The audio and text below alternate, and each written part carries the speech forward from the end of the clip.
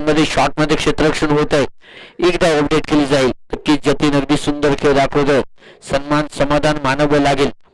धावसंख्या झाली ती मात्र 9 अशी. पहिल्या षटकाच्या समाप्तीनंतर वेगवान गोलंदाज संदेश दाखल झाला. मात्र अक्षय धोळे ऍक्शन मोड वरती पाहायला मिळेल. नजरा असतील या खेळाडूवरती. उडावलाय मात्र अक्षय काय करणार. बराच वेळ वाट बघायला लावली जातोय. असं गोलंदाज बराच वेळ चेंडू हवेमध्ये राहतोय.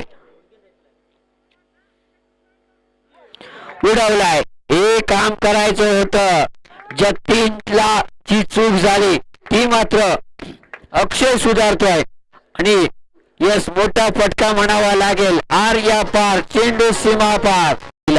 तर चेंडू ज्या वेगाने येईल त्याच्या डबल वेगाने मैदानाच्या बाहेर दिसेल. त्यामुळे नक्कीच गती परिवर्तन करण्याचं गरजेचं होतं. आता मात्र वेग दिला. मी म्हटलंय ज्या वेगाने चेंडू येतोय त्या वेगाने उडवण्याची ताकद. मिडविकेट मध्ये सुवर्ण फटका. टाळ्यांसाठी गजर. सामन्याचा चेअर आणि गिअर बदलणारा फटका. चेंडू आउट ऑफ द पार्क. षटकारी जागेला न्याय कसा द्यायचा याचा त्रिवेणी संगम. पुन्हा एकदा mister Akshay Dhule stand and deliver. चेंडू सीमा पार. सुवर्ण वेग. आर्या पार. आउट ऑफ द पार्क असा चेंडू आपल्याला पाहायला मिळतोय. फटका सजवलाय.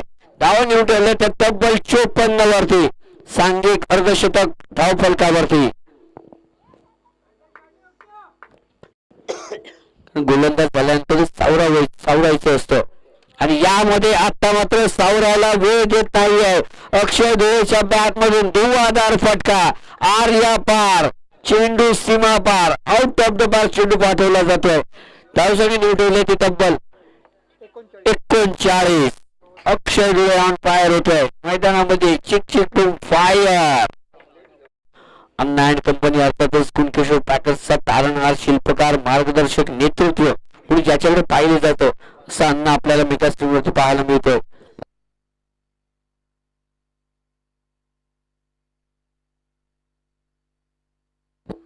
अक्षय गावडे गोलंदाजी एंडवरती.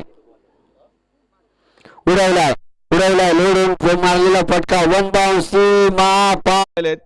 ज्ञानेशने चौथा चेंडू असेल ज्ञानेशचा. आकुट टप्प्याचा चेंडू. यावेळी कोणतीही चूक नाही. Short term poll successful.